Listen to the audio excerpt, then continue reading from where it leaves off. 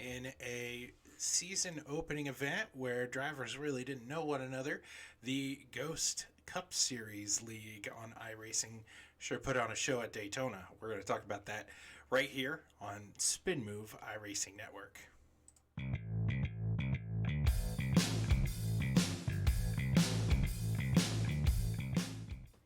Hello, guys, and welcome back to the channel. It's been a crazy couple of days in terms of our work schedules. And just for you guys that are new to the channel, my name is Zach, and over here we have David.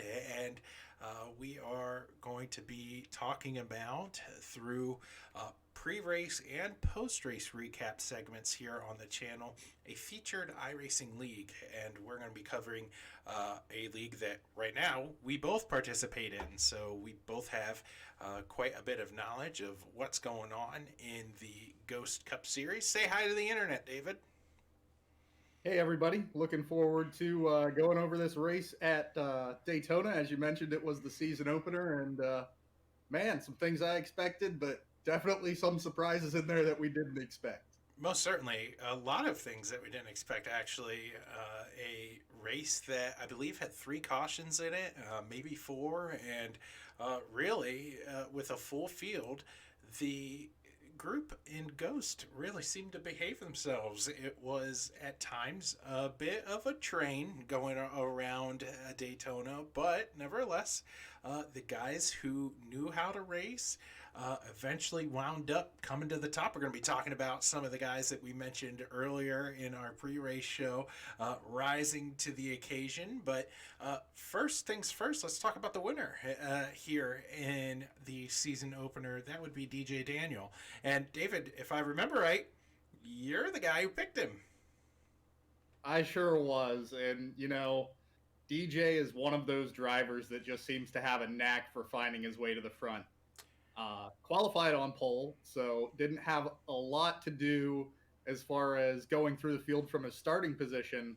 But little surprisingly, he wasn't up there for most of the race. Actually, it was the Whitehead brothers, Trey and Brock, that led a good portion of this race. So to see DJ Daniel, and it came down to, I believe it was the final lap where he made that move with a teammate behind him coming out of four.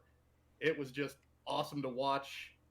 I was a lap down at that point, but I had a front row seat to watch that finish there, and man, it was cool to watch him work.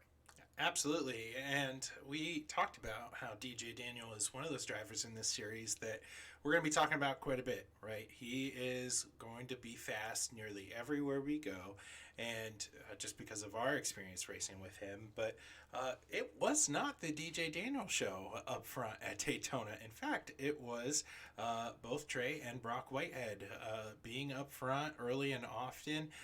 We got to experience stage racing for the first time. That was a lot of fun. People jockeying for those stage points, and they were up front for the whole race. We talked about in our pre-race show that there's two kinds of drivers at Daytona. Ones that want to stay up the front, away from the mess, and those that want to be in the back to make sure that when the mess does happen, they have enough time to slow down. And the Whiteheads, we knew going in, aren't those guys. They're the guys that want to be up in front and want to be leading this thing. And they did a really good job until late in the race, we got to see in stage three a deviation of pit strategy. Of all things at Daytona, we experienced something new with tire wear at Daytona. Can you elaborate a little bit on that in terms of what was so different in terms of our expectations versus what we got when we were in there? So early on in the race, as you mentioned, we had those stages. And I just want to touch for just a second those stage points being so critical. Right now, I believe it is Trey Whitehead on the top of our season standings because of those stage points. But heading back to that tire wear, as you mentioned, you know, stage one came to a close. We took our pit stops. We went in. I went over and took a look at my tire wear after stage one, and I think it was at that point I talked to you over our radio, and I said, "Hey, man, my tires are actually looking really, really good." So I opted for a strategy that didn't quite work out for me off one of the next restarts. Ended up spinning the tires and losing some control. But afterwards, talking with the group in our Discord server, we found out that there was guys that didn't have to take any tires at all for the whole race. So, something to keep in mind when you're racing at Daytona. Keep an eye on those tires, keep an eye on your settings, and you might be able to just do splash and go the whole race if it's short enough. Yeah, and really that took me by surprise. We were recapping with a couple of the guys in the server, and it was revealed to us that there are some drivers that didn't take any tires at all and wound up just fine. Some of them had top 10 finishes, and I really didn't expect that coming from Daytona. At least I would have thought you would have changed tires one time. But because we were in a race where everybody pretty much just behaved themselves, uh, there was nobody sliding across the pavement. There was nobody getting wrinkled fenders. It was a race where people minded their p's and q's and took care of their stuff and really allowed for some different strategies. Some folks took two tires, some folks took no tires, and it was really a race where guys had a lot of freedom that we really didn't expect to see come Daytona. Absolutely. And, for most of those laps, I was in the lead pack for a little bit. I was in the rear pack for a little bit. It was surprising to see, but even with a full field, it seemed like, especially early in the race, everyone was content to get on that inner line and just kind of ride around. You saw people hop out to the outside, pick up a position or two here or there, but as you mentioned, everybody just really minding those P's and Q's and biding time as laps wound down. You mentioned it earlier, few cautions. I think that everybody was in the opinion that, hey, come the end of this race, as long as I can be near the front, get a caution or two to fall our way, we're going to be in contention for this. But as you mentioned earlier, three or four cautions, it just didn't happen. Yeah, absolutely. And I do want to go back to something that you made aware of earlier on in our show, and that was talking about stages. Um, let's kind of unpack that here for a little bit. Something very unique with Ghost is that there's a lot of way to gain points in this league other than where you finish, right? You have stage points. You can lead a lap. You can lead the most laps. And they also have a nice little gesture for folks that like clean racing. So if you finish the race with 0x, you get 2 bonus points. And there was a lot of ways for different drivers to accumulate points. And as you said, it does play a factor by the end of our race. The race winner is not the points leader. In fact, he is on the outside looking in from a points perspective. And how do you think drivers are going to manage keeping care of your race car? Maybe staying out, leading a lap under caution, being aggressive towards the end of a stage. If you're 12th or 11th, are you going to push to maybe gain that extra point? Because we've just found out we're one race in, and in this particular league, it only took one race for us to realize that, hey, extra points do matter. Absolutely. And, I'm taking a quick look at the standings here. So, as you mentioned, DJ Daniel, race winner, not being at the top. We have Trey Whitehead on the top of our points standings with Daniel back 17 points.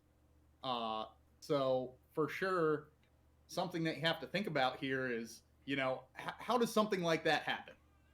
So, let's break it down. We mentioned the Whiteheads being up front for most of this race. So stage one, stage two, I don't exactly remember where he finished in those stages, but I know that he had a significant number of stage points, meaning he was definitely in that top five.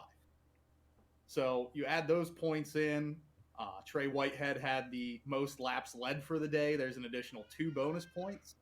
You're talking about 17 points over the winner, who obviously gets a bonus point for, or 2 bonus points for a lap led. and then his 85 points for the race. So it is absolutely huge to get these stage finishes, and then you add in the possibility of an additional, 2 points for having that 0x or zero incidences for the whole race. These are things that drivers are going to have to keep an eye on throughout this series, because when you're fighting for those top 16 spots come playoff time, it definitely could be those stage points or bonus points for those little things that make all the difference. Yeah, and I know you and I, we had fairly different races from one another. We were separated for, well, nearly all of stage one, and then, like you said, you made a pit road call that did bring us together for about 35 seconds, and then it didn't quite pan out the way that we wanted it to. But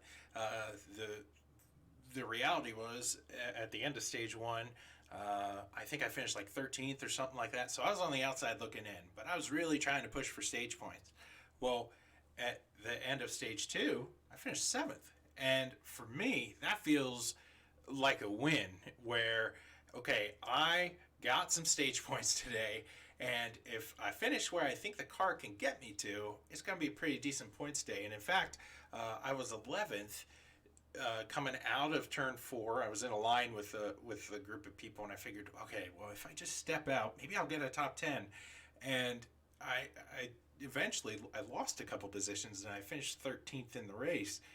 But that doesn't nearly bug me as much because I finished 7th in a stage. I got points earlier in the race. I could make that gamble by the end of this thing, and I felt justified in doing so. So, from perhaps a driver's perspective right now, we are in very different places in the standings for this league, but it's only the first race.